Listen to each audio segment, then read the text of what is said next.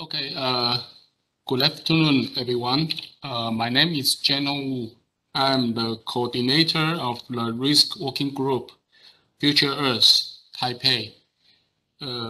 It's our great pleasure to have this workshop regarding to the risk mitigation and global sustainability.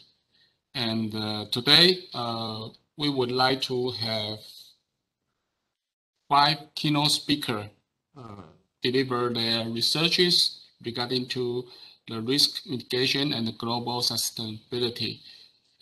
Each presentation will be 20 minutes. Each presentation will have 20 minutes, and we will have the Q&A time. Q&A time in at the end of the whole presentation is finished.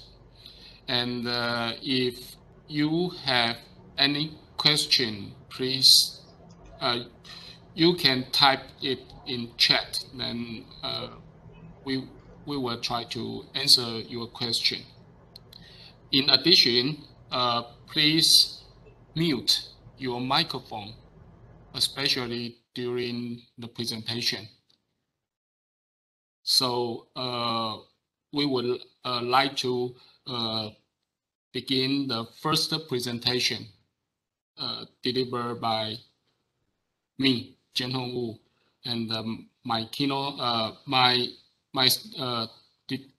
speak topics will be risk analysis on the impact area of a large landslide. Okay. So I will share the screen.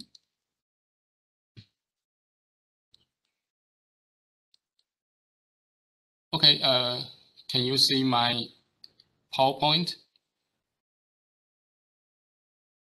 Yes. Okay. Yes.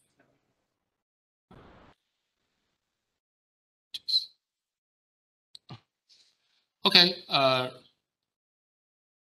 ladies and gentlemen, it's my great honor to have this presentation about the risk analysis on the impact area of a large landslide. My name is Jianhong Wu. The content of my presentation includes introduction, reliability analysis on the impact area of the joint spacing, impact of the joint spacing on the runout distance using DDA, and I will deliver conclusions. As we know that the risk assessment is very important in risk mitigations. The basic risk equation are shown as risk equal to probability multiplied to the consequence. And as we know that in the landslide, it is very easy to use something like Monte Carlo simulation to simulate the stability of a landslide. For example, in the left-hand side, we can use the Monte Carlo simulation to assess the friction angle of the sliding surface or the anchor force of the landslide. In addition, we can also use Monte Carlo simulation to change a parameter to simulate the impact area of a boring rock, such as at the right-hand side. And these are very common in the risk in the disaster mitigation field. However, our problem, we have some problems, especially when we want to determine the impact area of a huge landslide, because the impact area of a huge landslide is very important because it can be a basic data to assess how many people or how the houses were destroyed during a landslide. But until now, in most of the case, we are highly reliant on the empirical formulas or historical data, such as these three figures. Okay. But additionally, for example, one ETL 2013, like he mentioned that maybe we can have a probability analysis about the runout distance. Okay, it's very important because if we can know the extent probability, then we can determine the hazard zone, such as extremely high, high, medium, low, and extremely low. In addition, when we try to simulate the collapse of a landslide, we must know that the geometry of the joint is not a unique value, which means that it can have the average variations. This kind of analysis seems very difficult to encounter, especially in the numerical simulations. In the past few years, because of the huge development of computer and the theory, the discrete element method, one of the discrete element methods, we call it as discontinuous deformation analysis, is called DDA. Okay, the DDA, it got a great advance in the last few years, and this kinds of simulation can explicitly encounter the impact of the geometry of the joint to a landslide.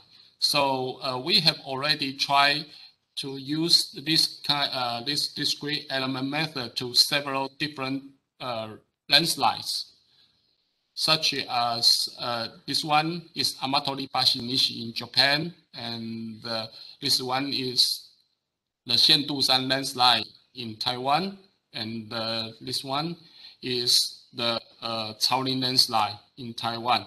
But the problem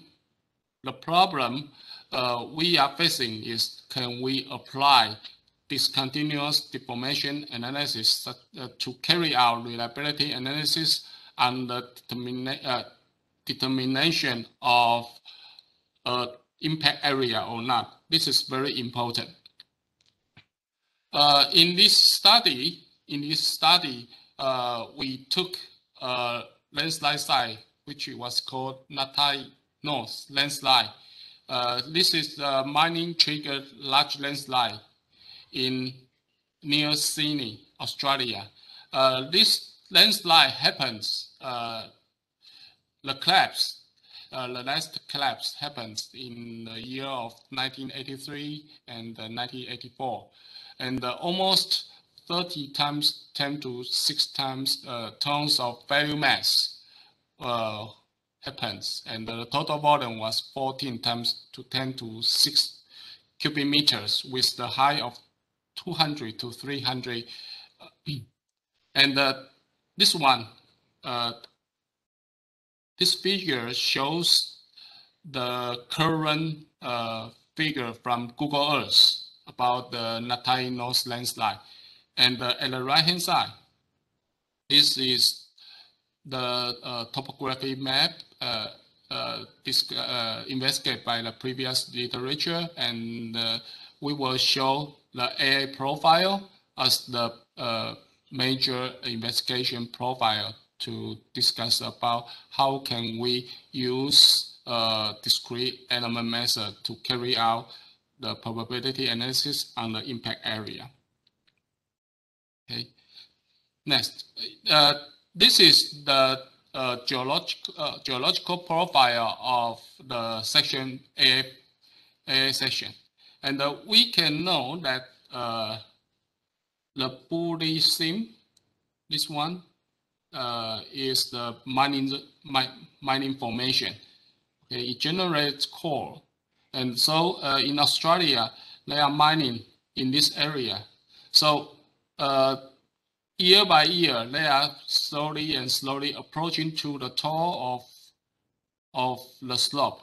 Then we think that maybe is one of the main reasons that it caused a huge landslide.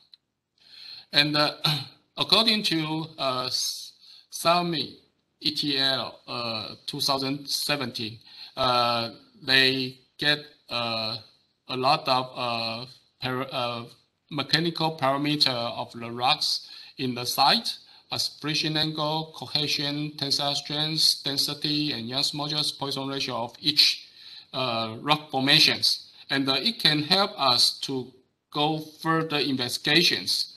And of course, in this paper, not only the mechanical parameter, but also the geometry of the joint are also listed. And we are in our study, we are trying to investigate, for example, the vertical joint. We use this set 20, 14, and 8 as the upper bound adaptive value and the lower bound of the vertical joint, and the bedding joint as 20 also for the upper bound, 14 for adaptive value, and 8 for lower bound. So how can we use the discrete element method to carry out it? The major problem for discrete element method to carry out the reliability analysis on a landslide is because there will be a lot of rocks, a lot of blocks in the simulation. And for example, in a Monte Carlo simulation, you should have more than 100 or 400 simulations scenario to get the curve. So for the discrete element method, this kinds of simulation can be very time expensive. So in our study, we are trying to use what we call it as point estimation method in this study to get the statistical distribution of the runout distance, especially using limited number of the discrete elements simulations. So in the point estimate method, we must use, we can have two parameters, vertical joint and the bedding plan. And this one, 14, it is the average. And if we assume that the variation of the vertical joint and the beddings are 3, okay, and then we must have 4 cases.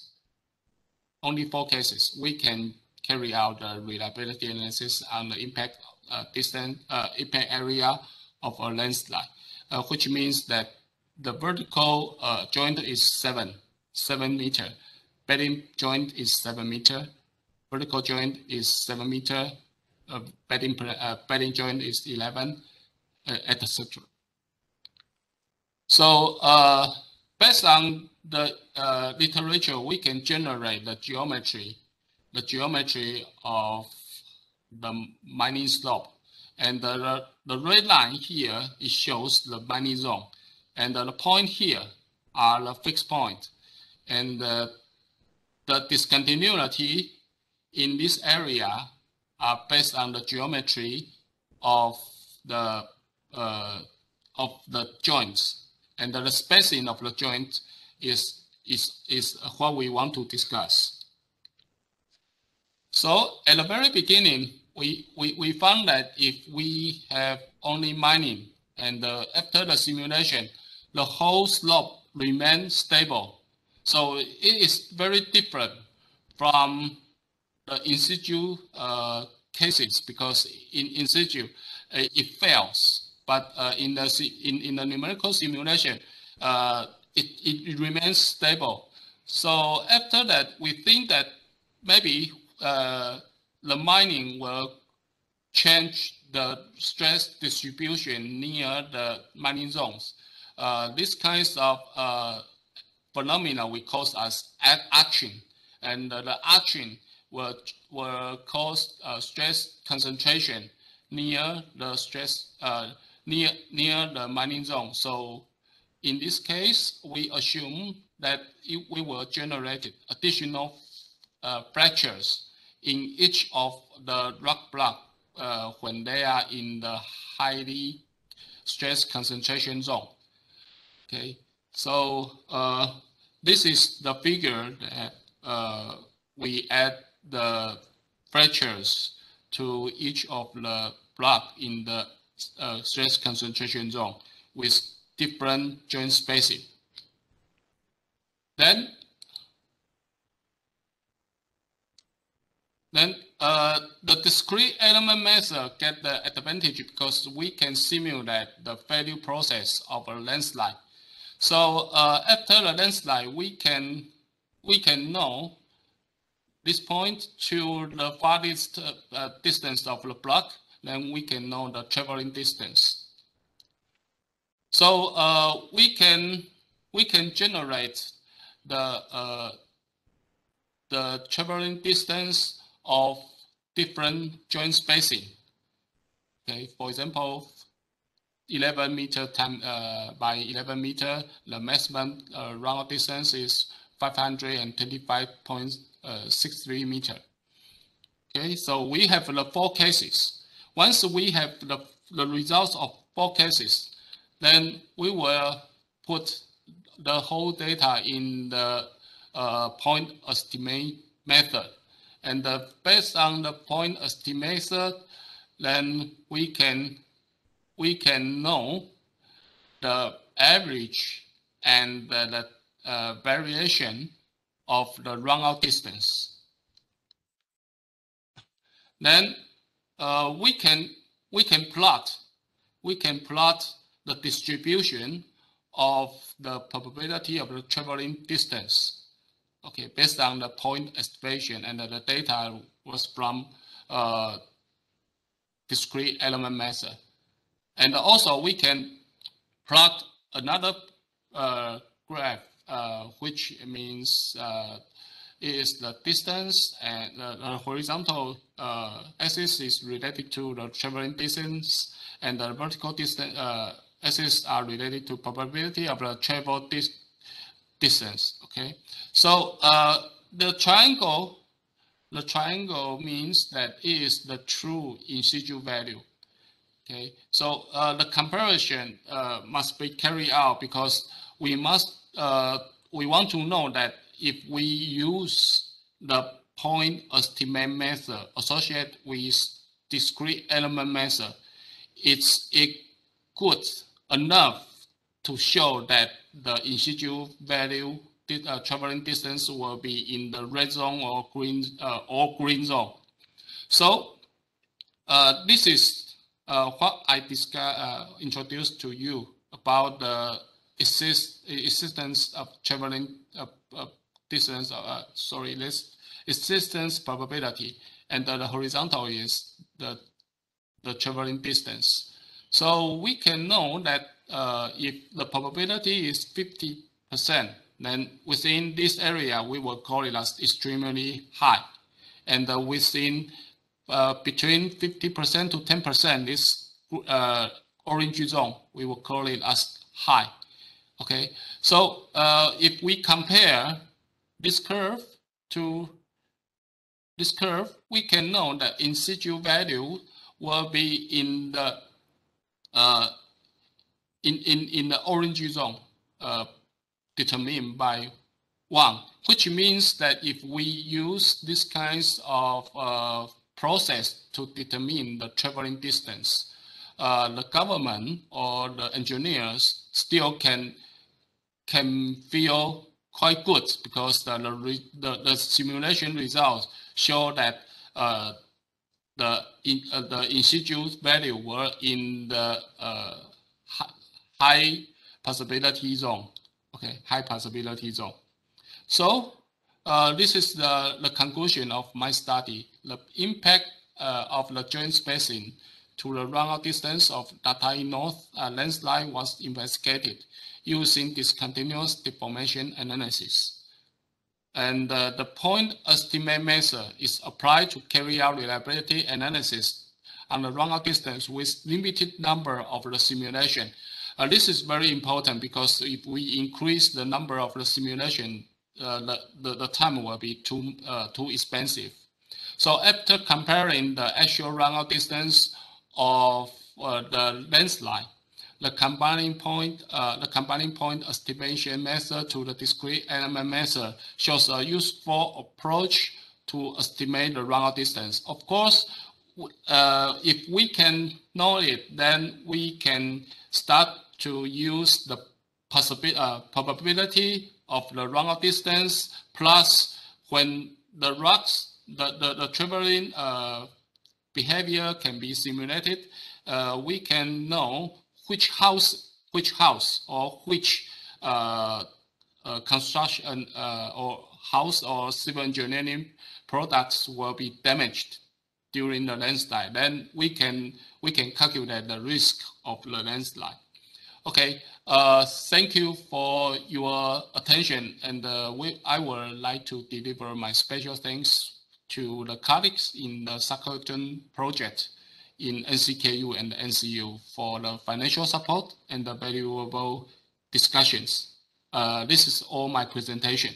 Thank you very much for your attention.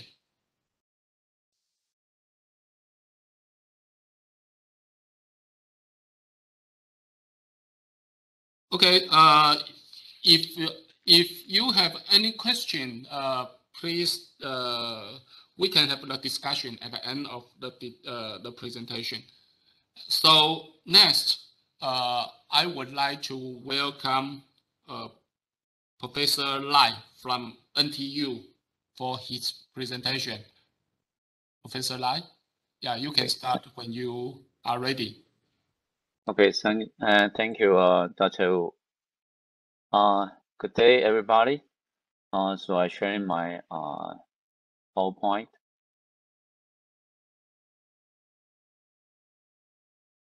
So, is that okay?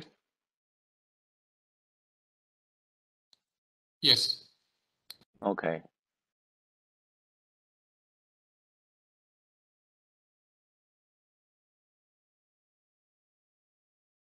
Okay.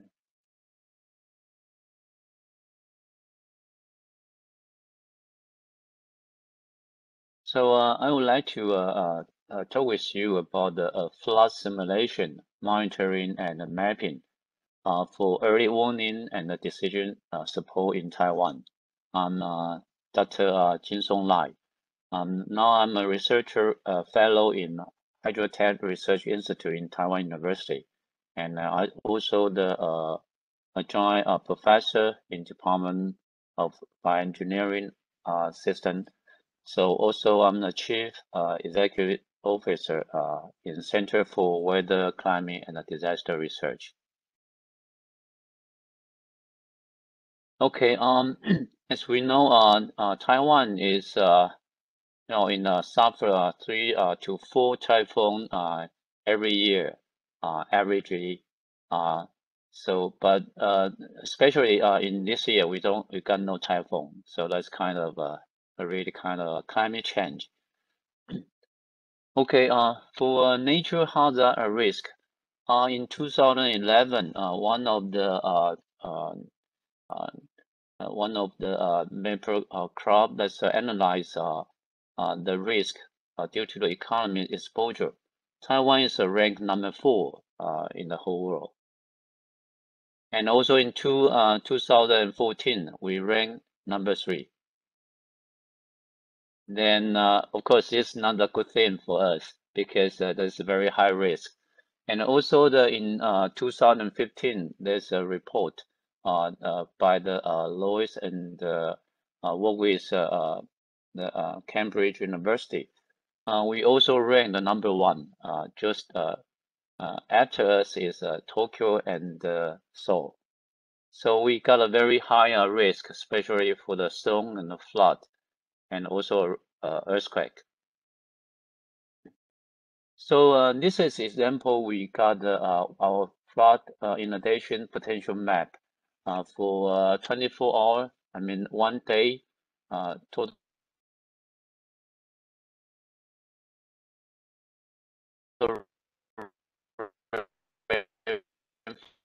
is 650 millimeter in New Taipei City.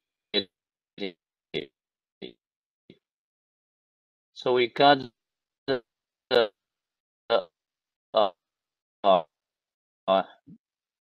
many. So we have one calculation. So we can get a drainage system is overflow or not, or under such kind of condition, we got a flood inundation map. So this is a function we work we provide the monitoring for weather. Start from the when we got a cyclone or typhoon start, then we got a level 1, level 2. So we can notice the person who are in charge in the emergency response, typical during the typhoon event. And those data we have to provide to those who that's kind of for the decision maker, like for the central government, for example, for Water Resource Agency, and also for the local government for Taipei City or New Taipei City. Then the cluster rainfall forecasting is one of the we can do is to do the rainfall forecasting, so we can provide the data for next like half day, 12 hour, or maybe 1 or 2 or 3 days. So we can do the preparedness for the emergency response. So there's some typhoon events example. For in 2001, we got a very huge one. It's called Nari, Typhoon Nari. So it destroyed a lot of things in Taipei metropolitan area. So also in 2009, Typhoon Morak, that's a very huge rainfall. For 24 hours, we got 1,583 millimeter. That's a very huge, large total rainfall in one day. Then such kind of technique we have to do is to do the simulation for flooding. So we can map in on the street. So we can give an early warning to local people. Then how about in our Taipei metropolitan area? It's actually a very low land. So we got a big project called Great Taipei Flood Control Plan. So that's protect the 5.5 million people in this area. So including 3 tributaries, Dan, Keelung, and Xindian River. So actually, like many cities in the world, we built a lot of levees along the river. So kind of we had to deal with the levee and protect, let the levee protect us. And so that's one thing is how can we deal with the flood? So some structural methods called we can build like a flood diversion or levee construction. Of course, inside the city, we have built a pumping station, drainage system. Then, importantly, we do the forecasting, so can give the early warning to the people in advance. This is a cartoon for we have the drainage, pumping station, levee, and because we build a lot, we have to use city land, so we build a levee to protect us. But however, if the flood is very big in a river, so we have to notify is any dam break, levee break, or you have a levee overtopping the problem. So one thing is we build a flood diversion works in Yuanshanzi. That's upstream of the Keelung River. So that's very important for the downstream area in Taipei City. This is a flood diversion work called Yuanshanzi diversion work. It direct flood directly to the ocean, so you can reduce the peak discharge. So you can reduce the discharge to the downstream in the Taipei metropolitan area. So the second thing is you can build a levee construction. So and also when you build a levee, so you have to build a pumping station. Otherwise, the drainage system cannot, when where the levee outside the levee with very high water elevation stage. So you need a pumping station to pump out the water from our city. Then you have to analyze the vulnerability, how weakness of the levee construction.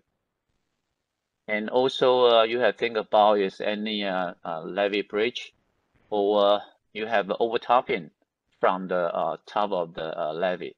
So you got an inundation propagation. So if we can get a very good calculation for the from the rainfall, so we can do the simulation for the flood inundation propagation. Okay, if there's some bridge or overflow. Then we also have a pumping station vulnerability. You can do that, and also in the drainage system,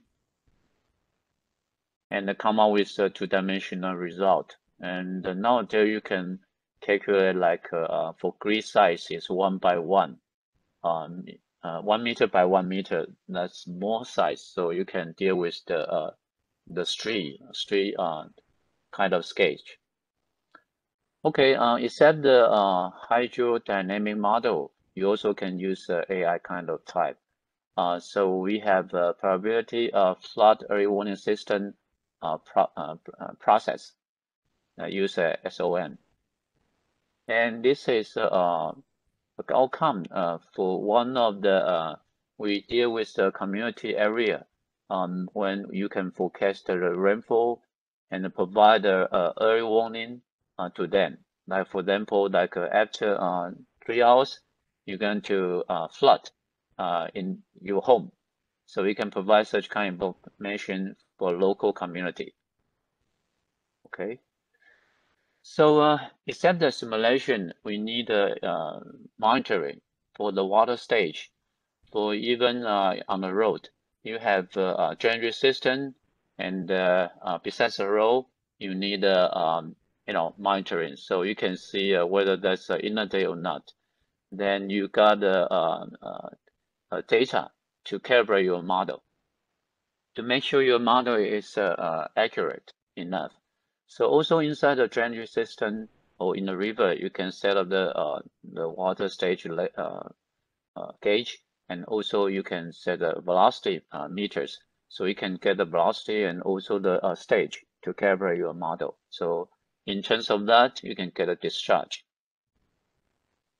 So other things, we can also the easy way use a CCTV to get an image. When you get an image, then you can get a data of the water stage. So, but the problem is you such kind during a typhoon, you got a rain and you mist, and some you can berg. It's not clear. Okay, for example, for a typhoon, during a typhoon, then when it starts to rain, but during the nighttime, there's no way to check it. But of course, nowadays you got some methods or approach can deal with that kind of things.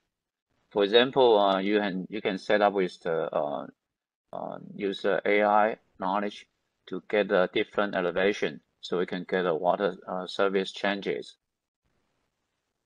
The other thing is it's not easy to get the inundation depth in the city, especially on the road.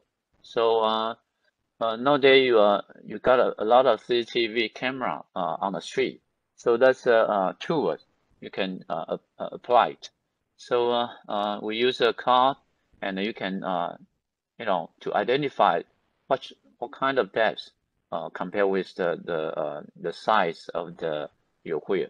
So that's kind of a new method we cooperate with National Center for High Performance Computation Center.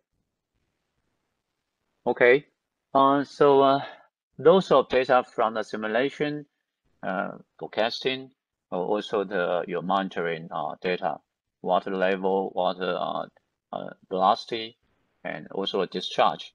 All kind of data we can use is for early warning and also for the support the decision maker. So the first thing you need is, as I say, you need more accurate rainfall data. Then you need some platform to easy to demonstrate to the decision maker or regular people to understand what kind of data for your prediction. What does that mean to inform them so they can make a better preparedness and also the response. Okay, we developed some system like on the left-hand side down there. You can see that's mapping for the inundation, and compare with you can see the real street map, and also you have a rainfall system. Then from the radar data, you can see the different cross section. So easy to demonstrate to the you know your boss or regular people. Okay, the other thing is in the mountain area, the flash flood is kind of trouble things. Is when people play or have camping somewhere along the river or beside the river.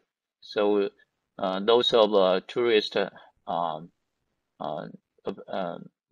activity need some informations.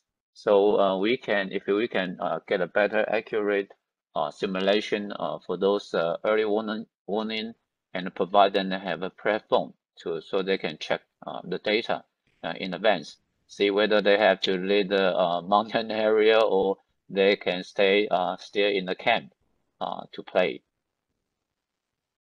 Okay, so those result we have to give the for local government or central government for their support for disaster prevention and protection, those kind of procedure.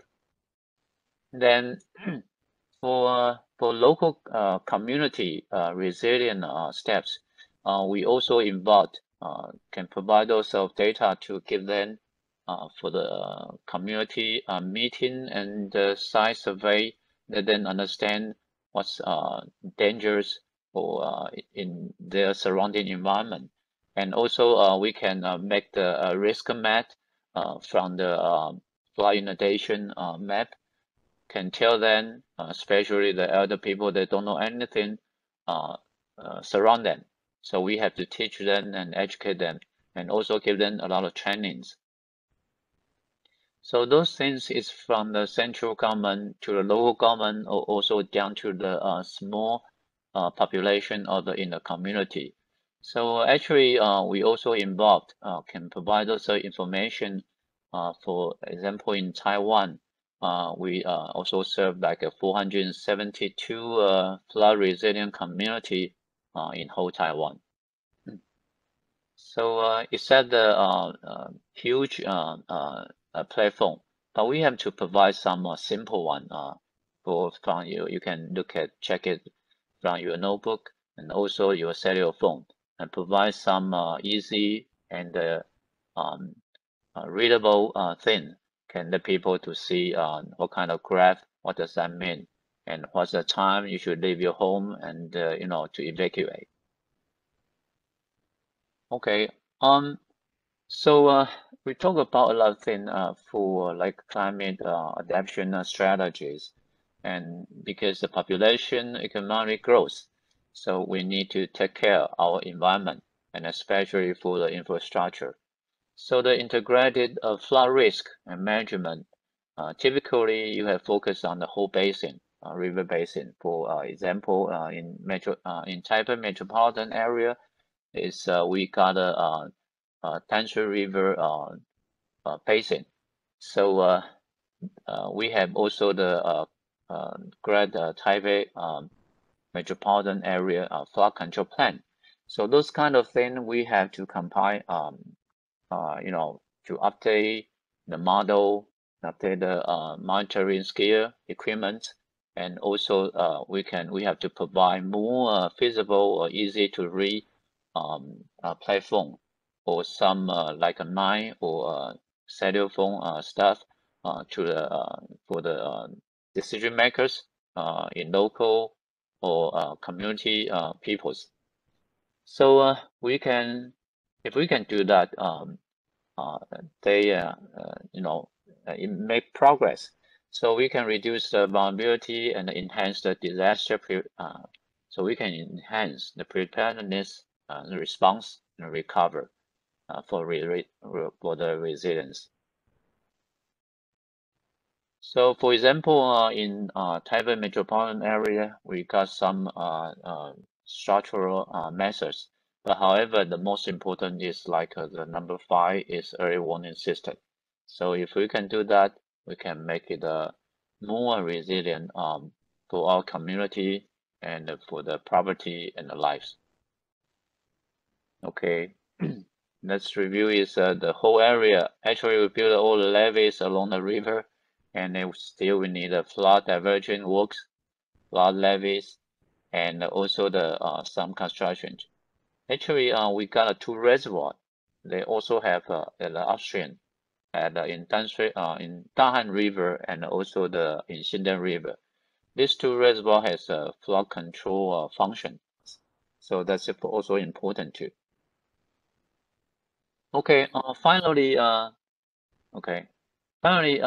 under the climate change with extreme event, so actually we don't have room for the river already. We build a levee everywhere in the Taipei metropolitan area, but we have deal with water. That's for sure. Okay.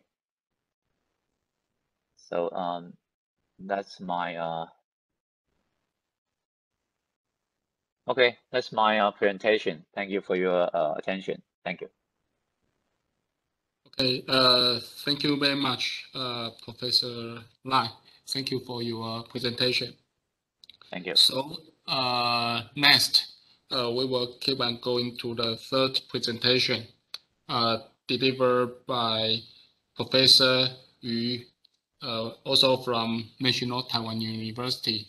Professor Yu, you can start it when you are ready. Okay, thank you, Dr. Wu. Okay, here I show my.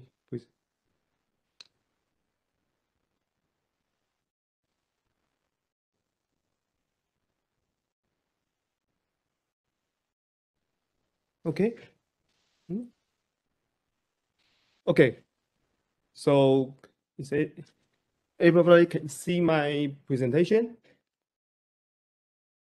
Okay. So hello everyone. I'm following you from Department of Bioenvironment System Engineering, National Taiwan University, and today I'm very glad to share with you my topic, actually agriculture, development and water resources issues. And I will focus on our case study in Zhuoshui Aquifer in Taiwan as called stakeholder support decision making of the sustainable groundwater management. And actually, my presentation was about a research plan, and it's still at the very beginning stage. So today, in my presentation will mostly include our ideas and our plan, and we are very happy to discuss with you afterwards.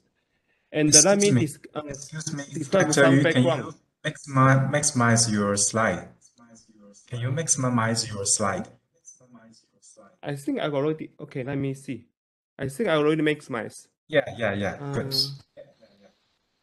It's now maximized? Yes. Thank you. Yes? Okay. So it's okay now? Yes. Let me see. Okay. Okay, so let me see. Hey, so can you see my slide in full screen now? No, negative. No? Negative. And let me try again. Okay. Let me try again.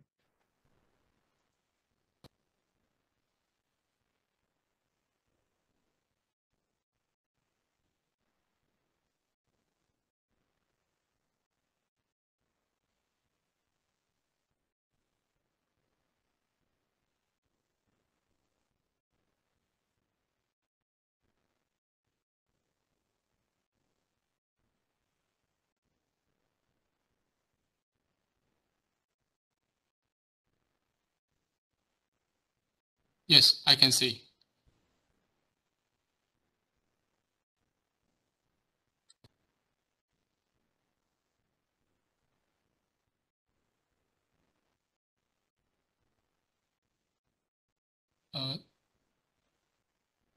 Professor Yu, I cannot hear you.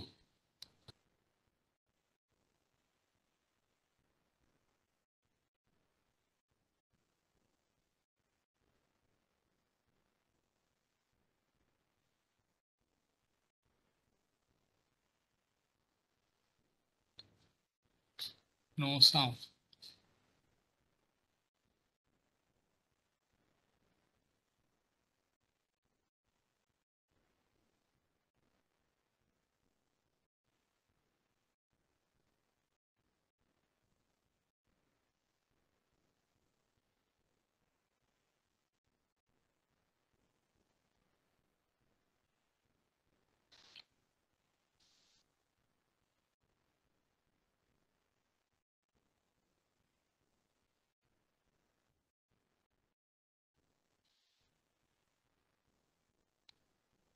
Professor Yu, can you hear my voice? I cannot hear you, so can you just stop sharing and to restart share again? And is your microphone at the bottom mute or unmute? Maybe I accidentally typed the mute. Yeah. So, Okay. So Okay, I can let hear me you. share my screen again to see Yes. if it's Yes. okay.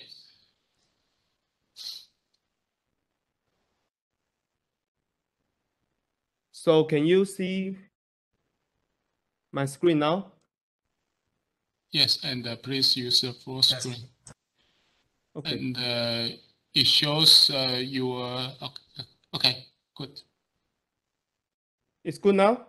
Yes. Okay. Yes. Okay. Okay. Okay. So sorry for the technical issues.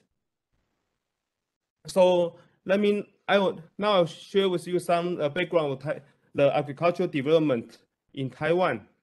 And yeah, because the economy grows, so water resources for agriculture is always have a strong competition from other sectors, including the domestic industrial sectors, which means in recent years, almost every year when drought comes, and the agricultural water resources always are requested to move to the domestic and the industrial purposes. And then the irrigation will to stop. And the funds are to be follow. So it makes all the agriculture very insustainable. And on the other side, for agricultural land, many agricultural lands are now occupied by for example, B&B, B&B hotels or factories. And as you can see, the figure I show here, the agricultural lands and the factories are in many places of Taiwan. They mix together to each other, and many of these factories are and they can be part of the in a very important position in the supply chains of the worldwide supply chains.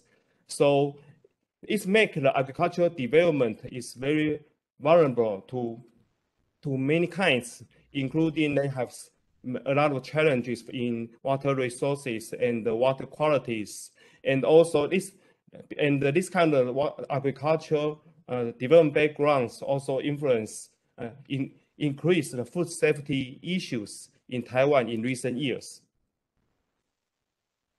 And okay, next. Okay. So here's some backgrounds of our agricultural lands. And based on the national statistics, in Taiwan now is we still have about 1 million hectares of the agricultural land, but only 30% of this agricultural land is in a good quality. And as mentioned by previous presenters, the climate change also important, influence on our hydrological cycles. And in recent years, we have more extreme events, not only for floods, but also for drought. We have less and less raining days, and the rainfall is concentrated in several certain days, and for the rest of the periods, the rest of periods, the raining days is much less than before. So it not only causes the strong the disaster risk purpose issues, but also for the water resources also encounter big challenges. And in addition, for an additional challenges for our agriculture development is the aging problem. As you can see, in Taiwan, the people, the average age in our population is increasing, and especially this is more serious in rural areas. So in rural area, most of the people and the work on the agriculture laborers are aging peoples, and which means they change our it can change can have a significant different agriculture practice than before. And also the lifestyle and the diet pattern changes also change our agriculture crops in recent years. So all these backgrounds has a very strong influence to our agricultural development. So in order to address this kind of issue, the agricultural development issue is not only the technical issue, but also a social and economical issue. So in order to address this kind of the problems, we have idea. We want to use a kind of a social, technical, or social ecological system to address this kind of complex problem. And the problem can include two parts. One part is called technical part. In technical part is in engineering background. We will focus on the modeling and focus on the task we want to concentrate. And behind this engineering part, we have the social organization and the people involved in this social economical system and social technical systems. And the entire system is also under a complex environment, as I mentioned. The climate change or aging problem. This is a big trend of the changing environment. Okay, next. Okay, so to present more clearly, as I mentioned, our agricultural problems, the physical system we can call is a kind of water resources systems, and this system is support our agricultural activities. And behind this agriculture water resource systems, there are a lot of different organizations, including governmental systems and the irrigation agencies and other communities. And all this structure and actually the farmers and the other stakeholders are also important in these kind of systems.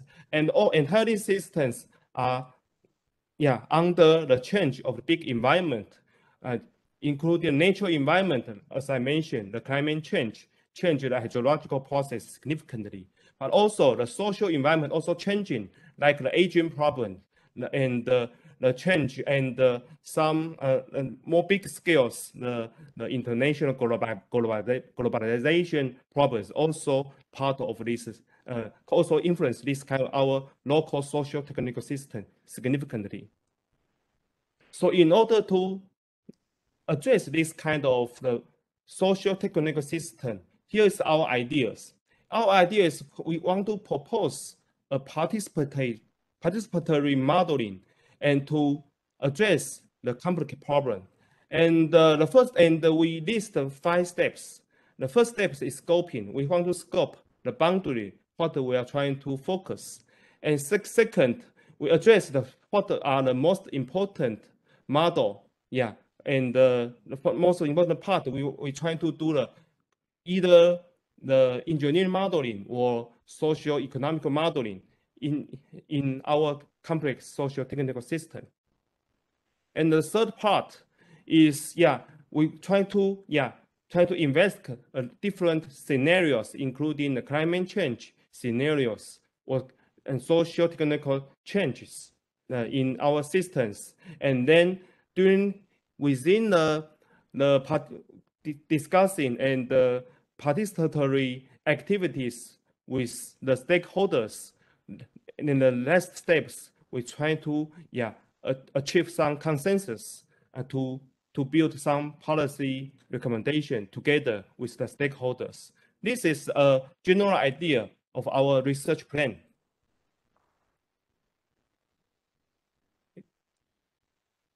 Okay. Wait. Okay.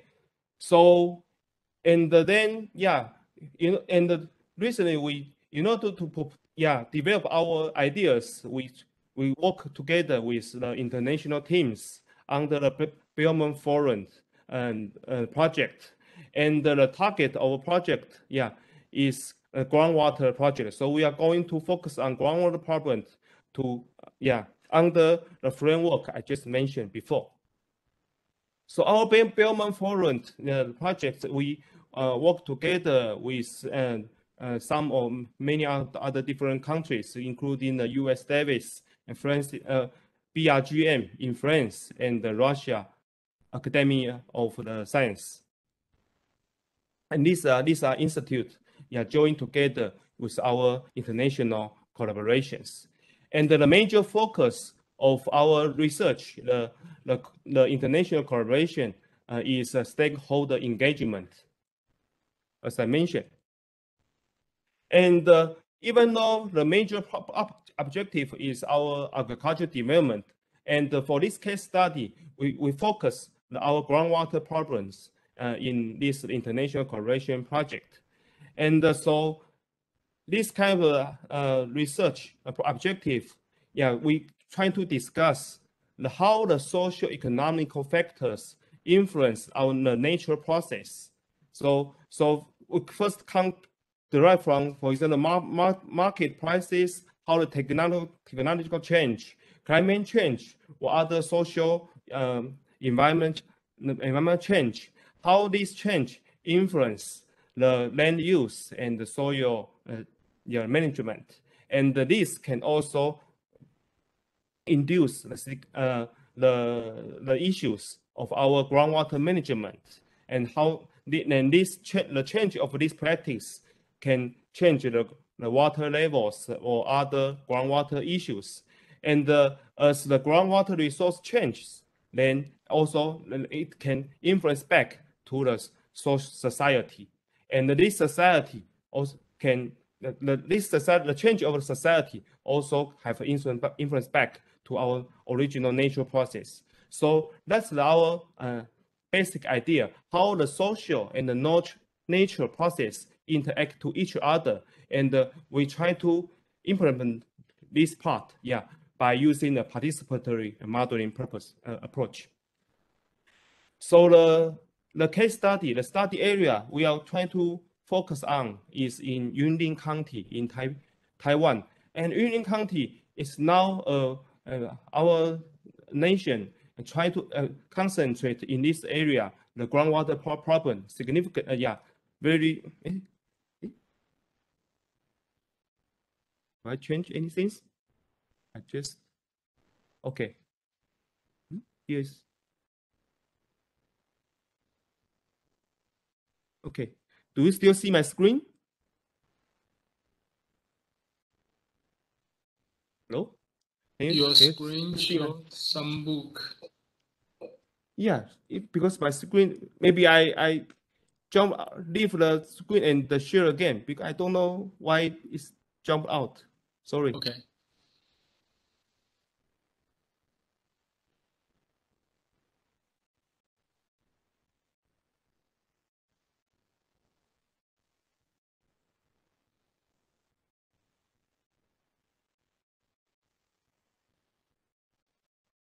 Okay, is my screen back? Yes. Okay, sorry. Okay, let me keep present my slides. Okay, so our study area is in Yunlin County, and in Yunlin County, yeah, it's now is our yeah, we have a strong focus on this area because this area suffers serious land substance issues, and as you can see the figure here, the land substance is along our high speed rail, the locations. So it's the land substance not only influence the local people, but also affect the one of the most important transportation infrastructure in Taiwan. So a lot of different agencies they concern this kind of the land substance issue seriously. Okay. Okay, but as you can see, here is our irrigation water, the source, for farmers in the area. As you can see, the groundwater sources play a very important role in these areas, which means, in the land substance area, there are a lot of farmers, they pump water at their farms, and the farmer pumpings are considered as a potential, very potential issues to the land substances. But on the other side, as you can see, in Yunlin County, actually we have a very comprehensive and complete irrigation infrastructure in the areas, which means the surface water irrigation water sources can deliver to most of the area, most of the farm areas, and for the farmers, regularly. And okay, so our problems want to ask, in our research is, because in this area we have strong land substances, and the land substance most people consider they cause from the groundwater overpumping, and the farmers are considered the major suspect in this area, even though they are potentially they may have other suspects, but the farmer are considered the suspect now. But the question we want to ask is why the farmers they want to pump the water at their farm and with the water delivered from the irrigation association, but from the irrigation channels. The reason is in the Taiwan now, the irrigation waters, support from the irrigation association, those water are free of charge. But if farmer want pump water from their farms, they need to pay the electricity utility fees to obtain this water. They also have to pay another initial payment, down payment, to install those groundwater wells. So this must have some social and economic driving force behind this, pumping, the pumping issues. So if we want to tackle with this land substance issue, our idea is we may go back to the social economic problems,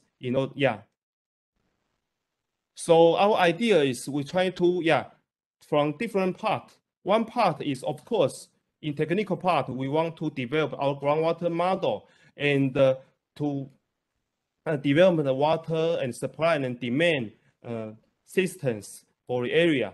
But on the other side, we want to have a strong stakeholder involvement in our area, and we want to go to the local to understand how the farmers in the area, how their water usage behaviors, and their habit, and what's the major causes for them to do to decide they want to use the groundwater instead of the water from irrigation association. And all the model, we have to work together. In technical part, we need to build the initial model, but for the long term, later we want to conduct a participatory modeling, work together with the stakeholder to see how the parameters or how these systems can more accurately, correctly approximate the local issues. And so here I more details describe the different parts. So the one part is the traditional, conventional technical part. We develop our model, service model and groundwater model, and we try to use the system dynamics to connect all these different parts of the model. And on the other side, we try to use the interviews and workshop to work together with the stakeholders. Now we start from the local farmers and the irrigation agencies.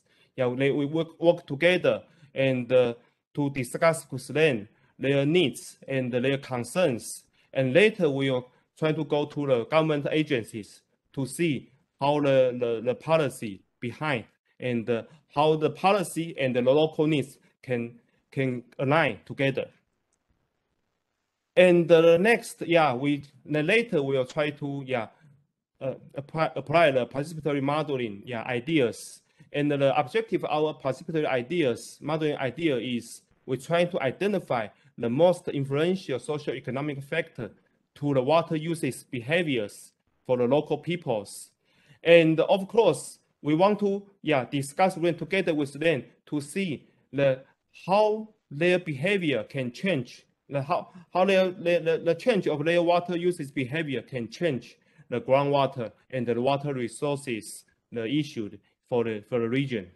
And we try to evaluate the impact of these behaviors. And the participatory modeling, what in our idea is we're trying to apply the system dynamic ideas to do this in order to achieve interactive, because this kind of approach can be done interactively.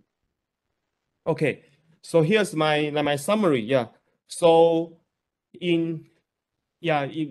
nowadays our groundwater management in Taiwan is always a top-down process. The government decides policy and trying to deliver to the local people, and local people need to comply with the policies.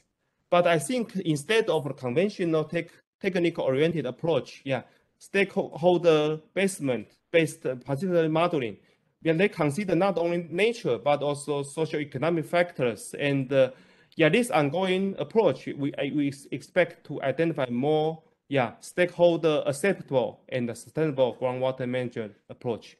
So that's my presentation. Thank you. Okay, thank you very much, Professor Yu. Thank you for your wonderful presentation. So, so based on the agenda, although we are delayed for 5 minutes, but I think that we can still, is it possible we can still have that 10 minutes break? I think that we can still have 10 minutes break, and I would like to ask Dr. Lin, can you help Professor Simron to prepare his PowerPoint before we started? Okay, no problem. Okay, so we will restart our presentation, our best presentation 10 minutes later. Okay. Okay. So take a break.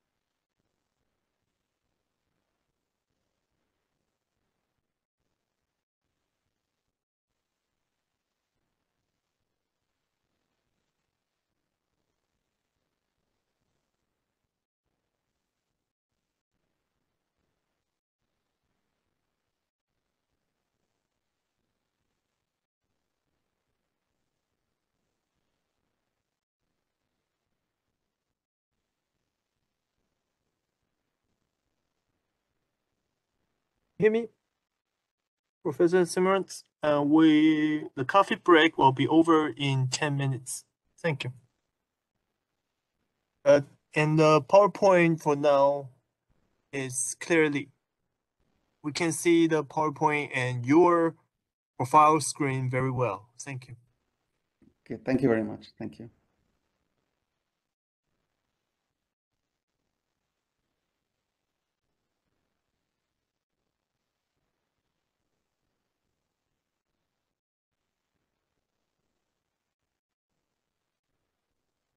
Hey. Hi, Thailand. Wait a second. Let me.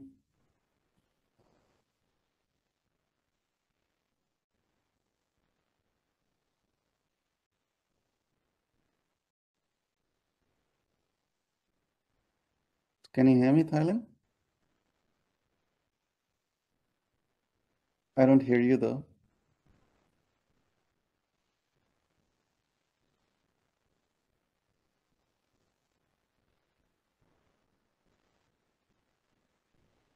I don't hear you. Can you? Yes, now I Okay. can. Okay. Great, Yes. wonderful. Good to see Thank you. you. Yeah. Thank you for staying us at this late time. No. I went to bed early, and Okay. and I woke up at 2 o'clock in the morning. Wow. So yeah, it worked out fine. I'm feeling Okay. fresh. It's not too bad. Okay. Great. Yeah, great talks. I enjoyed listening to the previous speakers. Okay. Good. Yeah. So I guess you can see the screen and everything seems to be working fine. Yeah. Do you want to try to like enlarge it to the Sure. screen?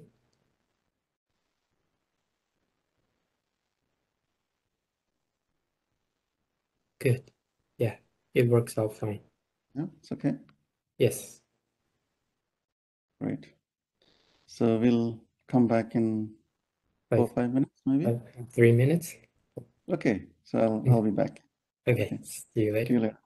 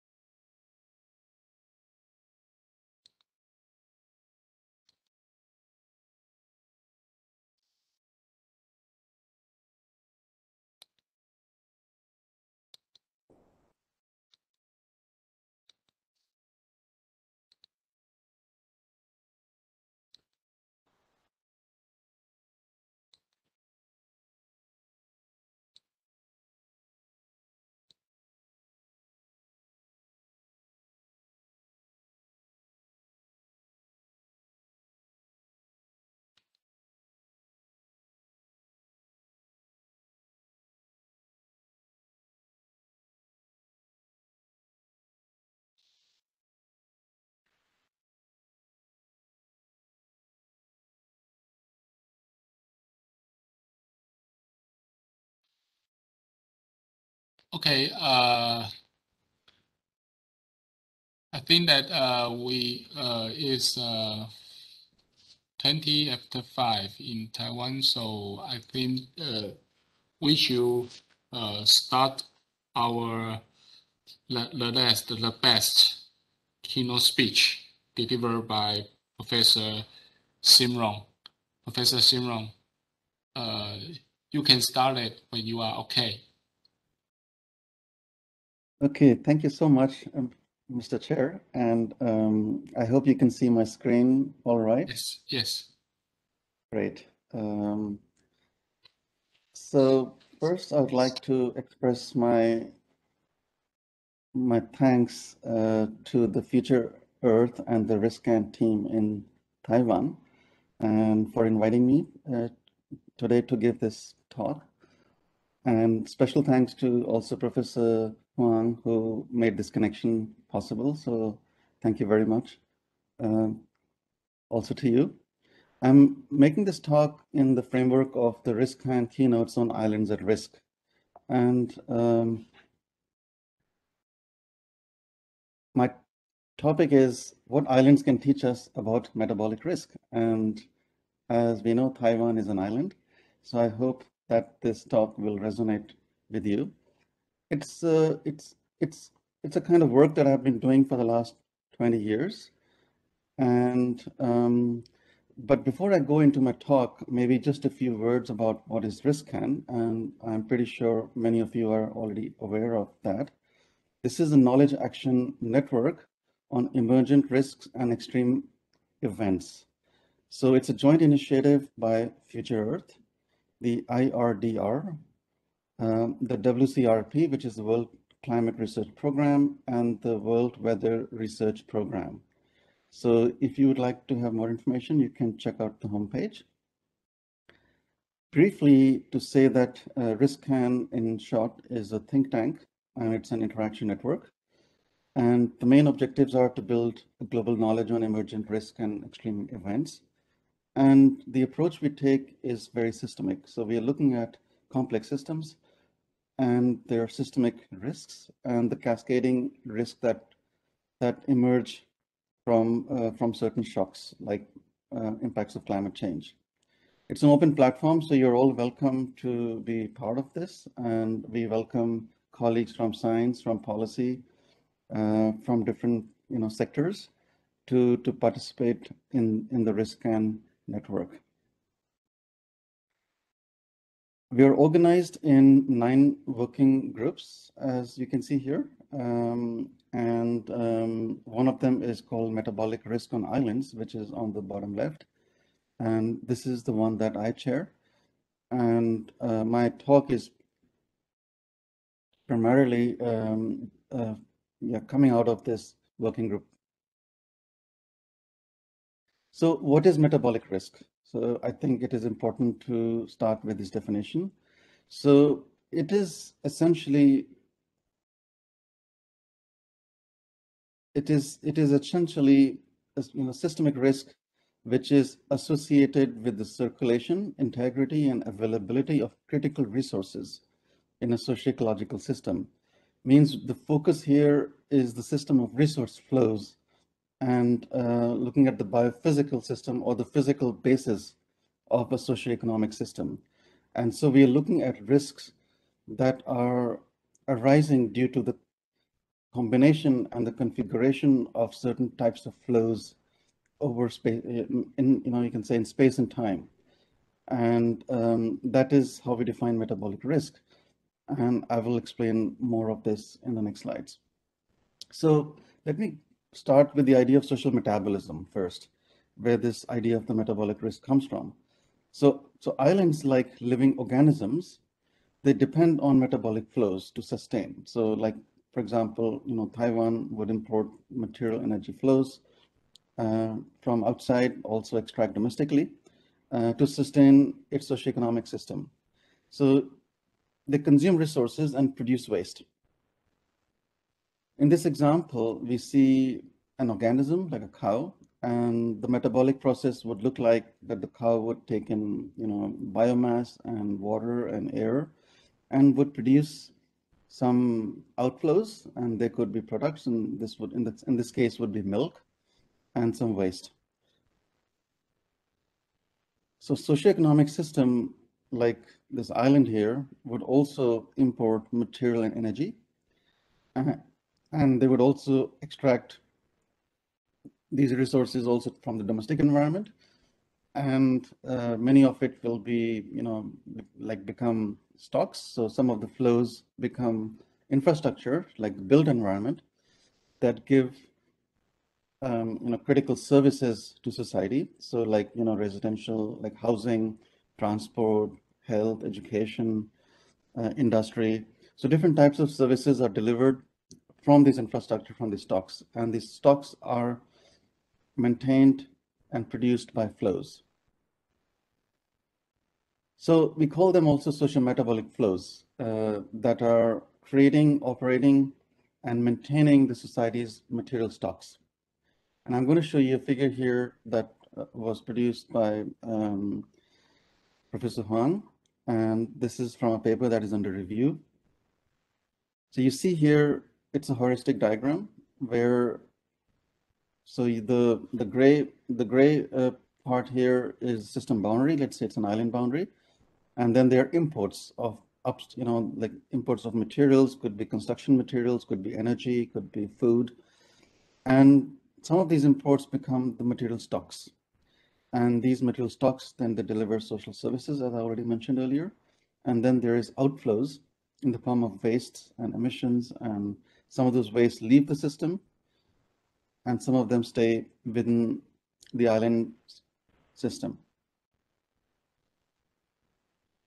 So as economies will develop, they will stimulate the demand for more services. So as the island is, as society is developing, there is requirement for more and more services, for transport, for more education, health services, for tourism, and these services are provided by stocks that require flows. So in this example from the Maldives, you see, Male, the capital, in the 1950, you see there was hardly any built stocks or the built environment in the 1950s. And so in order to maintain those stocks, you needed very few flows because there were fewer stocks. But more recently, you can see Male has evolved to become a very industrialized and very stock intensive economy. And so you need more flows, more material and energy flows to operate them, to maintain them, and also to build them over time. So there is a dynamic feedback between stocks, flows, and service, and we call it the SFS nexus. So why islands? Now, I don't think I need to convince you all about why islands are important for a sustainability analysis. But for the sake of completeness, I might mention a few points here. That so most small island states, they do suffer from uncertain resource security and supply. There's also reduced waste absorption capacity because of the size, the area. It's usually small. There is limited means to develop economies of scale, meaning that it's cheaper to import goods than to produce things on their own island because of the limits to the economy of scale. There is also dependency on imports to meet basic needs, and many islands have undiversified exports. So some of the islands in the Caribbean, they are heavily reliant on a single industry like tourism. And I've heard, I've heard earlier from the early speakers that also Taiwan is highly vulnerable from climate change impacts, and there are a lot of extreme events like flooding and typhoons. This is very common in other islands as well. And these damages to infrastructure result in loss of critical services and accumulation of large volume of debris, that is waste. And to restore these services come with a lot of monetary and material requirements. Oftentimes, these the cost for reconstruction is like many times the GDP. Islands are very tightly coupled socio-ecological systems, and so they can reach the tipping points very, very rapidly. So when I say that, I mean that even small and insignificant events, single events like typhoons and flooding, if they're very extreme, they can set in motion a series of cascading impacts on an island system. So I want to give you today 3 examples from the Caribbean. A lot of my work is in the Caribbean. And the 3 examples, the first will relate to the risk to material stocks, which is from the island of Grenada. I will then present on the risk to food security, and I will take example from 4 Caribbean nations, that is Barbados, Dominica, Jamaica, and Grenada. And I also show you the ecological risk from waste generation and inadequate management because of a one-way linear flow system on an island. Means importing, but there is very few resources or means to manage that waste, which remains on the island and creates a lot of ecological problems. So this is the cover of a book that just came out a few months ago. It's called The Metabolism of Islands, and it's open access in case some of you are interested to take a look. So let's go to Grenada. And here I will talk about the material stocks at risk. So this is a spatially explicit GIS map of Grenada that is showing the concentration of material stocks across the island. And you will see that there are these red areas, which are the hotspots of material stocks. So the southwest part of Grenada has a lot of concentrated infrastructure. So you can see this is what we call a coastal squeeze as well. So means there is a lot of concentration of infrastructure in the southwest. And the 2 most important services that these stocks provide are, you can say, residential and also tourism. So they're very high here. Somehow, if you layer this map with extreme weather maps as well, you will see that this part of the island is very exposed to hurricanes. And so they are at high risk of destruction, of devastation when there are hurricanes. And so we did some kind of simulation to show what would be the risk at 1 meter sea level rise scenario. So this would be a climate change impact, and we calculated that tourism would be most impacted. So they would be impacted in terms of submerge in underwater because of the stocks that are exposed at that level. And next would be industrial, and then residential. So you see some of the very, very critical services on Grenada are at high risk just with 1 meter sea level rise scenario.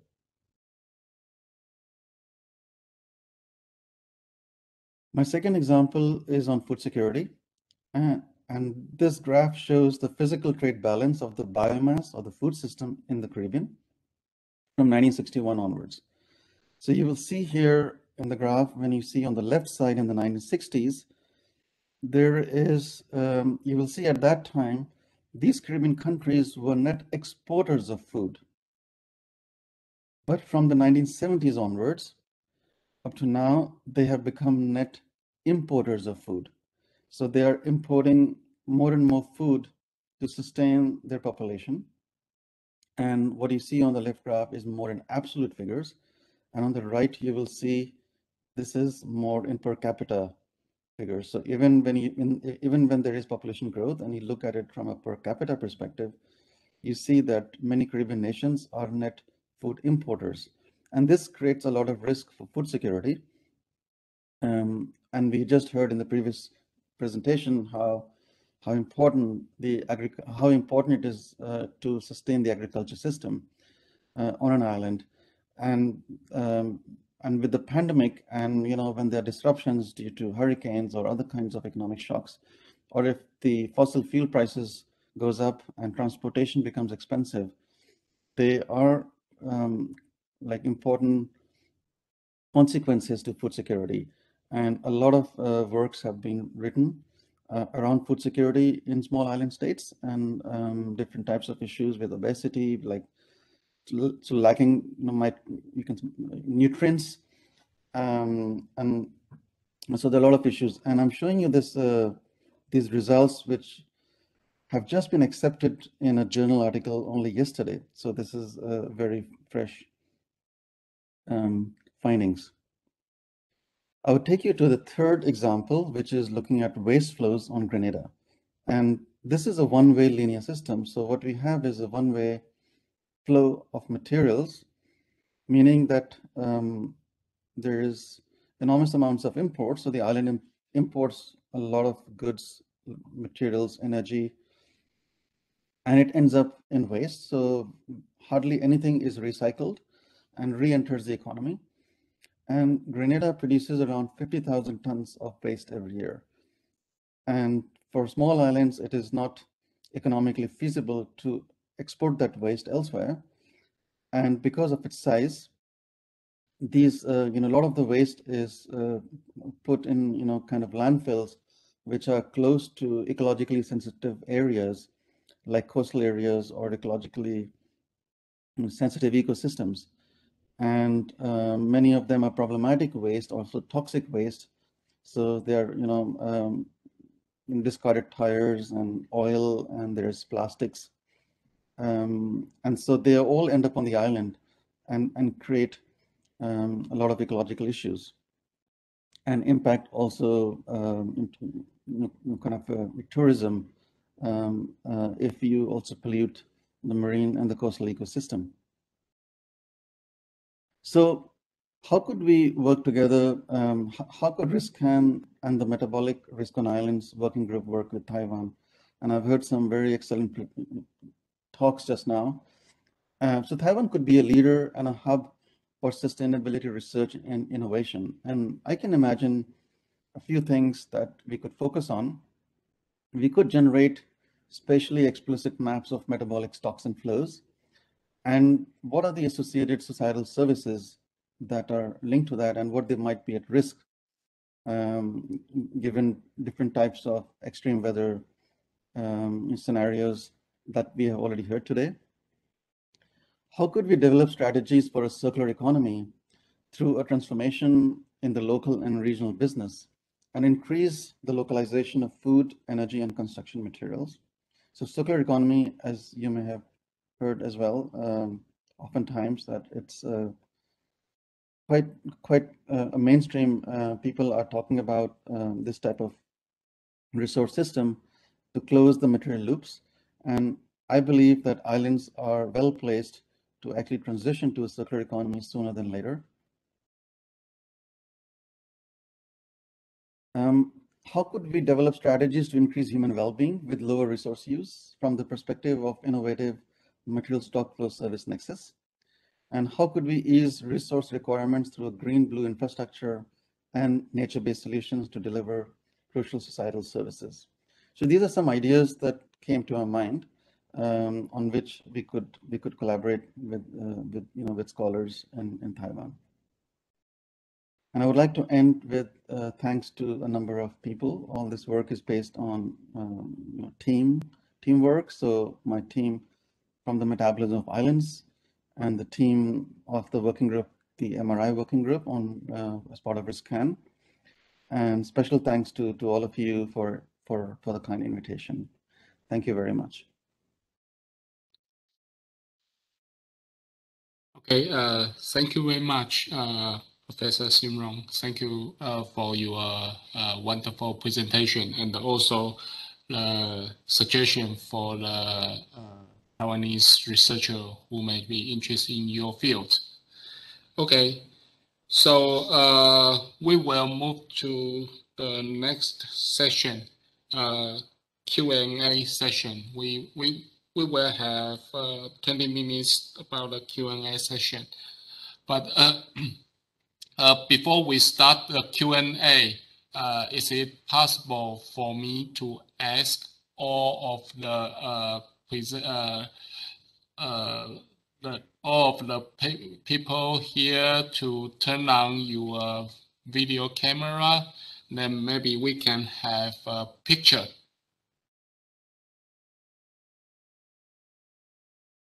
I will ask Dr. Lin for her help to take the picture.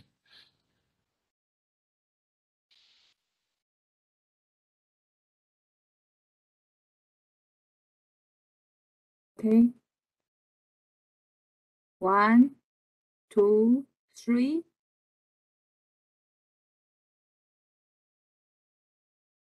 One more.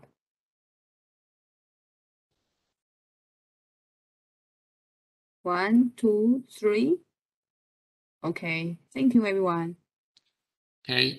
Thank you very much for your cooperation. So we can start the Q&A session. Okay. So I think that today we had 4 presentations, and so due to the time difference between Taiwan and Canada, so maybe it's more polite that maybe I can ask if there were any questions for Professor Simrong first, because I think it is very, very late right now. Okay. So is there any question for Professor Simrong?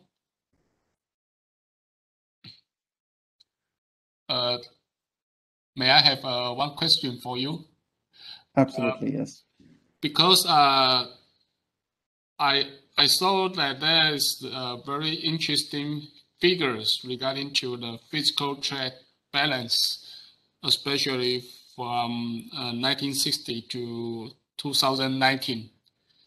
But I'm also curious about, it seems like there was a very sharp sudden jump in the year of maybe 2017 or 2018. I don't know. Or can you explain that why there's the sudden jump in that year? Yes, yeah, that's very interesting. Thank you for kind of bringing up that. So islands are responding often to external environment, and there are these, some of the shocks come from either economic shocks. So there is, change in the trade, international trade, or some kind of international agreements which allow the export to small islands at a good price, and there are some policies that facilitate. So some of those are also playing a very important role when they're trade treaties, and also national governments, they also try to prioritize other sectors like tourism, other services in favor of agriculture. So you see the workforce moving away from agriculture to other sectors because it's more paying. And we heard that also from the last presentation before mine, who talked about that as well. So other shocks are also from extreme weather events. So there is a disruption of local food. And so you have a heavy reliance on imports to sustain. Mm-hmm. So we will see how this develops, if that shock will remain, or will this even out in the future. This was the most recent shock that we observed. Okay. Okay. Thank you very much. So is there any other question? Or yes. Okay. So may I? So Professor Sin, so in today's for presentation, we see there is a focus on disaster risk, and also your presentation in metabolic risk. So we're more, at least I am more familiar with the disaster risk. So can you tell us a little the big characteristics on metabolic risk?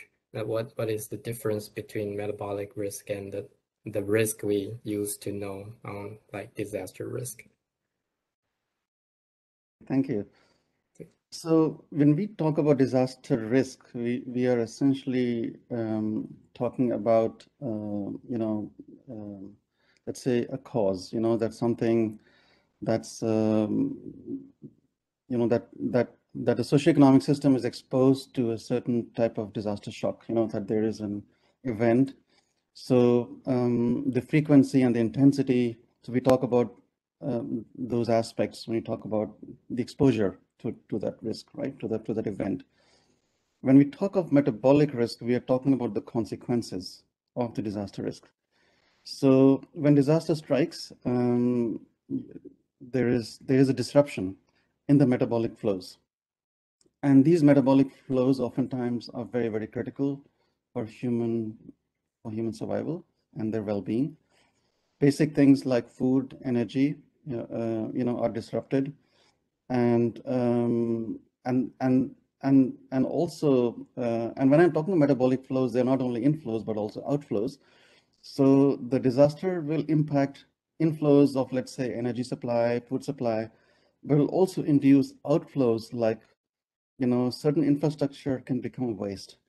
So they can be destroyed, and with the destruction of that infrastructure, you create an outflow of huge amounts of waste, which then disrupt other critical services like breakdown of transportation, or breakdown of health services. So the hospital is destroyed, or health, universities get destroyed, education institutions. So you can't go to school or university for months till something has been recovered, or even transport. So transport is so critical to islands.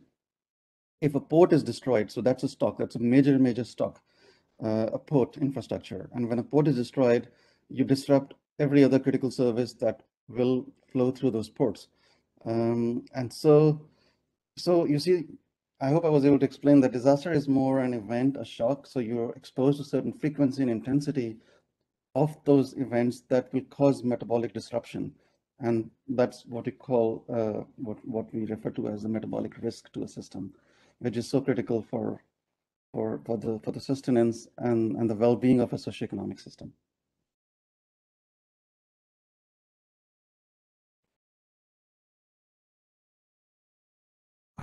Okay. Professor Singh, can you hear my voice? Yes, I can. Thank you. I'm Chang Wei from National Taiwan University. Thank you for your talk and encourage Taiwan to be a leader and a hub for sustainability. One of your topics is about talking about a circular economy. Can you share your experience either in Canada or from Greenland Island? Thank you. That's a great question, and I was hoping somebody would ask that. So there's a lot going on. There's a lot of talks going on with circular economy. So there is a lot of traction. There is a lot of resources. Islands are increasingly interested. I've been attending a lot of meetings in the Caribbean, and more governments are talking about, they use the word blue-green economy. And blue-green economy is a more broader concept within which circular economy can be placed. So circular economy is more focusing on the resource flows, the closing material loops. And blue-green economy is more wider. It includes ecosystems, nature-based solutions, and other aspects, and the kind of like economy you want to develop and things like that. So there is a lot of interest, but in terms of research, at the moment, it is still limited to very limited to products, like certain, how do you recycle certain products? How do you, recover materials from electronics, for example, or how do you recycle? So it is still more on the recycling aspect, but and some of them are looking at sectors, so certain types of sectors. So more focusing on the industrial ecosystem. So how certain industries can work together, and an outflow of one industry is an inflow to the other industry. But what is still missing and still we have to go is how to see circular economy on a system-wide level, which is more on a macro scale, where we can see resource circularity not only within the industry or at the level of products, but we're looking at circularity at the level of the whole economy.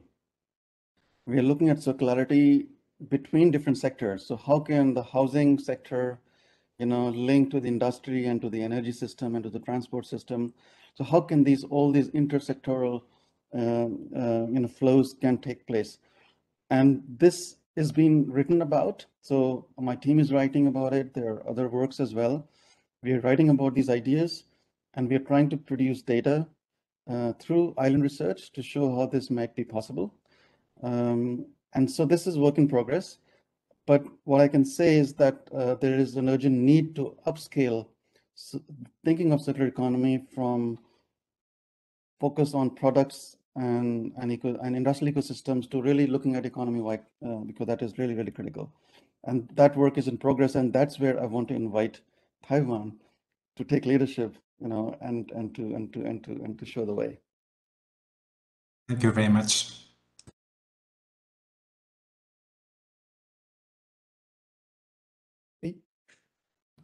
Hello, Professor Dr. Yu. Sin. Yes, thank you for your inspiring presentation. Yeah, actually, I'm so good. Thank you your encouraging comments at the end for Taiwan. And actually, in Taiwan is actually we import and export a lot. We are kind of industrial islands. And after your presentation, it seems we have a lot of metabolic risk. Yeah, here. And I want to ask, do you have any suggestion? Because currently we have a lot of globalization, economic, they encourage, different location they import, and in different location they increase the efficiency at the different places. Like Taiwan, we manufacture many things for other countries, and we import things and export things. But it seems that it has some conflict, in your presentation. So I would like to ask, do you have any suggestions or recommendation? What will be we can consider in the research, the directions in this kind of setting? Thank you. Thank you for your question. I mean, I wouldn't like to just, I can talk of principles more here generally, because we don't have data, or we haven't done a full metabolic analysis of Taiwan. So it would be very hard to, give some, suggestions right away, because I like to work with data, and islands, in different islands, even though there are some common characteristics of islands, but they're also unique in many ways. So, for example, the Caribbean region would share quite a lot of characteristics. Taiwan can be a bit different, so there might be some shared, similarities with the Caribbean, but not entirely. So I think in order to answer that question, it is always good to really look at the metabolic profile of Taiwan and to understand the risk at different space and time. And there are many, many interesting tools to do that. And then to find, leverage points. So leverage points would be to say, where can we make small changes that have the highest influence, highest impact, like positive impact. So the idea is not to change the whole system from one day to the other, but to find those leverage points, that those areas where small changes can increase risk at the maximum. And keeping in mind Taiwan's current situation and part of the globalized world. So that's why I think it would be very essential to do a full metabolic study of Taiwan to understand that profile better, to be able to really, really pinpoint, to put a finger and say, okay, these are the 3 or 4 things Taiwan could do that could have small changes but high impact. Okay, thank you. Yeah. So. Okay. Yeah. I have a small question for Dr. Samra. Is for the scale, the size. For example, the size for small island maybe you have one single port, like a airport or harbor. In and out easy to monitor. So how about like Taiwan is a little bit big island. Then for example, like a Japan, that's a even bigger size. Then is any constraint or some idea to use for larger? I mean the size of the area is that it's kind of I mean how do you if there's many in and out location without a problem for use metabolic idea? Yeah, I mean, so this is a very fundamental question.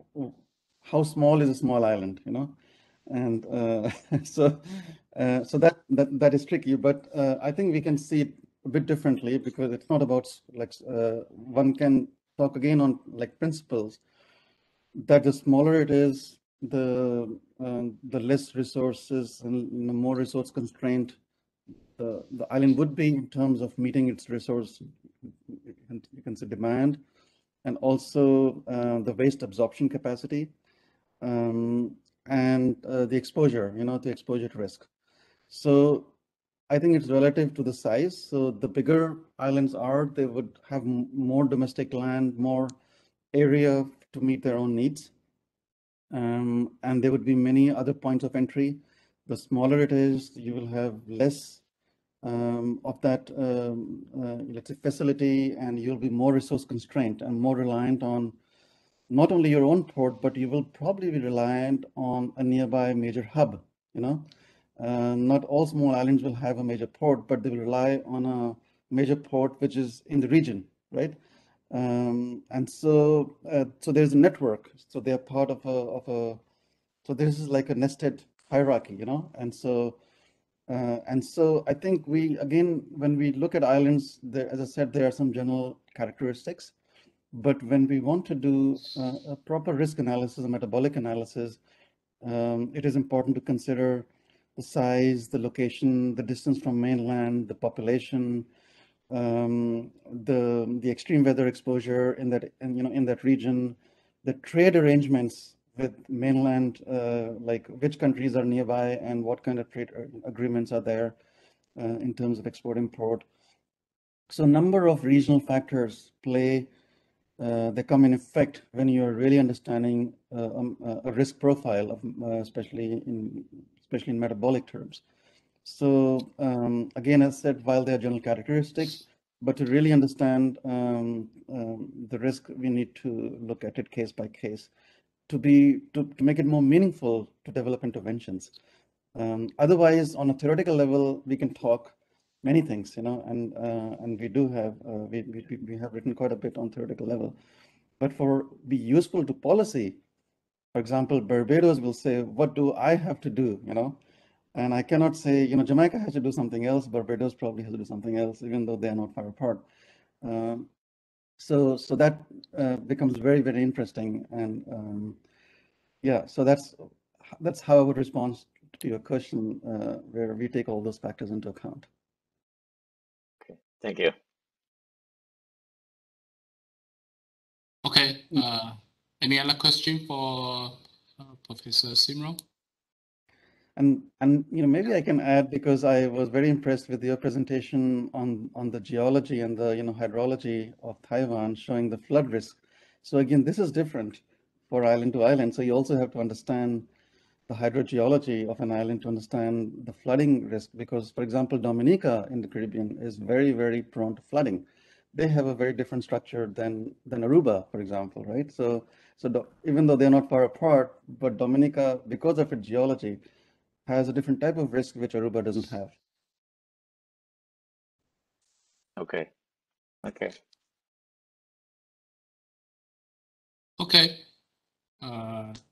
Any other question for Professor Simron? I think Professor Simron, right? right now you know that in fact there are a lot of researchers would like to ask, would like to just curious about your research, and I think that Taiwan is also a very good study site for the metabolic research about the island. So I think if there will be any researcher in Taiwan who are interested in your research field, maybe he or she can try to give you an email or give Kailin Huang an email to join your research team. Yeah. Absolutely. Would be a pleasure. Okay. So is there any other questions for the other three presentation? For example, I'm related to the landslide. Professor Lai is for flooding, and Professor Yu is for agricultural development and the water supply. Any question?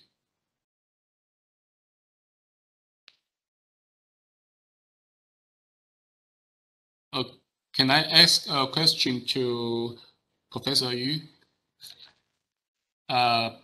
Because your presentation is very interesting because your study site is in Yunlin and in part of Jianghua, and you also mentioned that this ground settlement is very important issue, and also the groundwater management. So in your future research, how can you connect the groundwater supply and the ground settlement? Yeah, because groundwater management seems one thing, and the ground settlement is another. You need to have a parameter to connect them together, and as I know that the impact depths of the groundwater is relatively deep. So how can you connect them together? Okay, thank you for question. Yeah, and yeah, the how the groundwater level change influence affect the land substance in the area is, I think, is important concerns. Yeah, for the researchers in the field recently, and as you may know, the most that put a lot of money to will invite a lot of the researchers focus on this kind of issues. So I think how the groundwater level change and affect the ground land substance is a scientific yeah, the questions, and because now a lot of measurement, as you mentioned, a lot of measurements saying that the substance is occur in the deep the very deep areas. So what's the real cost for the land substance? I think still a lot of research are working on this part. And I think that in my research topic objective is focused on another topic, because in the area, yeah, because the land substance, and so in a lot of the, for example, the report or in the topic, the farmers in the local are considered to be a suspect. Yeah, of course the measurement showing the substance should occur at the deep area, the deep region, instead of the shallow region.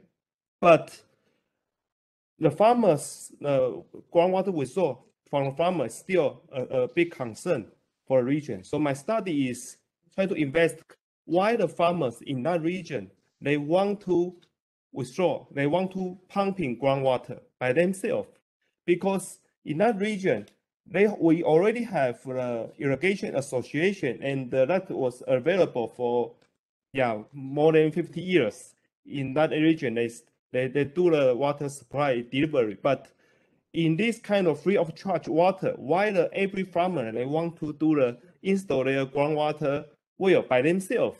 Because they need to pay for from the economic aspect, it's not reasonable to me. So it must have some other reason. So my discussion is for trying to focus on if no matter if the farmer are really cost for the land substance, but they are now a suspect for the problem. So and I want to understand why the mechanism behind they try to do the groundwater withdrawal. That's my discussion. And so that's the reason we propose the participatory modeling to ask them the farmers what the factor affect the choice of the water source for their irrigation. Okay, so that's my answer. I hope I answer your question. Thank you. Thank you. So is there any other question for me, Professor Lai, and for Professor Yu?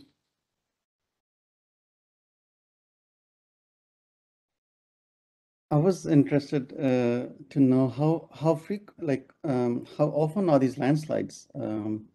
Is this a very common phenomenon in Taiwan? Yes. Because the event you talked was an older one. Yes.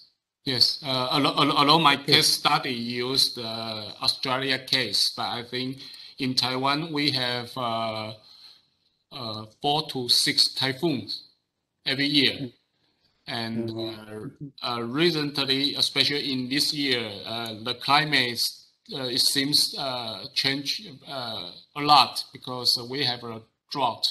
We got drought year until maybe August. We have almost no water, so that's another problem. Then during August, we have a very heavy rainfall. So the raining pattern change a lot, and the raining pattern may significantly change the landslide pattern in the future. And so, since in Taiwan we have several villages in the mountainside, so it's very important to do that kinds of risk analysis for each of the village to make sure that they are quite safe, or what kinds of soft countermeasure or hard countermeasure they must use it.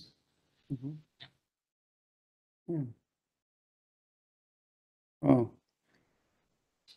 so I can understand the importance of risk studies in Taiwan from flooding and from typhoons and landslides. And so one Japanese professor told me that Taiwan and Japan are just like supermarket of disaster. So you can choose different kinds of disasters, such as landslide, earthquake, flooding. So that's the main reason that we need to. Okay. So which means you have expertise to export, like risk expertise, you have so much expertise, you can export that. We really hope so, and also build the connections with the researchers from different countries. So, Professor Lai, do you have any comment for this for the workshop today?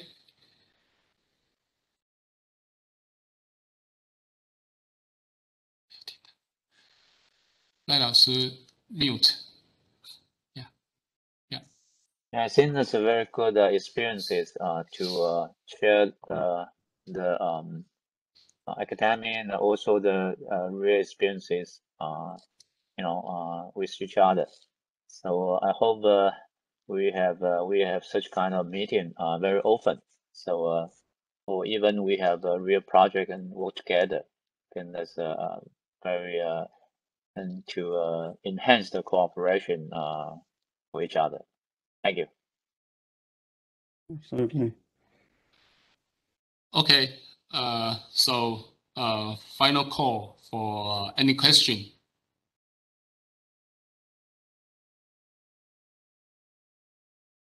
Okay. Professor Chen, 宇高老师, do you have any comment for today's presentation? No, I'm enjoying. So it's a quite fruitful discussion. So I agree with Professor Lai. We should have many more in the future.